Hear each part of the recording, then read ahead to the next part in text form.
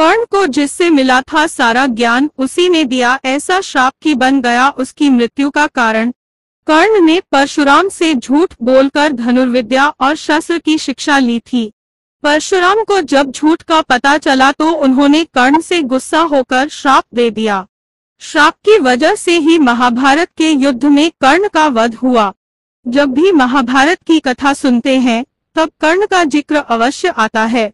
कर्ण वैसे तो पांडवों की मां कुंती और सूर्यदेव का पुत्र था, लेकिन उसका पालन पोषण एक सारथी ने किया था। सुतपुत्र होने की वजह से उसे कई बार अपमान सहन करना पड़ा था। इस वजह से वह पांडवों से ईर्ष्या करता था और महाभारत युद्ध में कौरवों का साथ दिया था। कर्ण को बचपन से धनुर्धर बनने की इच्छा थी, मगर सुतपुत्र होने से कोई भी गुरु उसे शिक्षा नहीं देना चाहता था। कर्ण ने झूठ बोलकर परशुराम से शिक्षा तो ग्रहण कर ली, लेकिन जब उन्हें असलियत पता चली तो श्राप दे दिया। पढ़े कहानी। पौराणिक मान्यताओं के अनुसार कर्ण शस्त्र का ज्ञान लेने के लिए परशुराम के पास गए। परशुराम सिर्फ ब्राह्मणों को शस्त्र की शिक्षा देते थे, इसलिए कर्ण ने ब्राह्मण का वेश धारण कर लिया और परशुराम से झूठ कहा कि वह ब्राह्मण पुत्र है।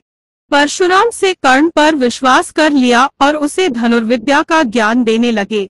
जैसे जैसे समय बीतता गया कर्ण धनुर्विद्या में पारंगत होता गया। कम समय में उसने तीरंदाजी के कई इसे देखकर परशुराम भी प्रसन्न हुए और कर्ण उनका प्रिय शिष्य बन गया। एक बार परशुराम और कर्ण जंगल में अभ्यास कर रहे थे। बहुत देर तक अभ्यास करने के बाद थकान मिटाने के लिए दोनों एक पेड़ के नीचे बैठ गए।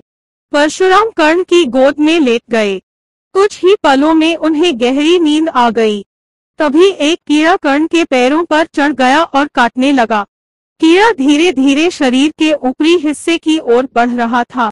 कर्ण अपने गुरु की निद्रा में खलल नहीं डालना चाहता था, इसलिए कोई हरकत नहीं की। उस कीड़े ने कर्ण के पूरे शरीर पर काट दिया, लेकिन वह हिला तक नहीं।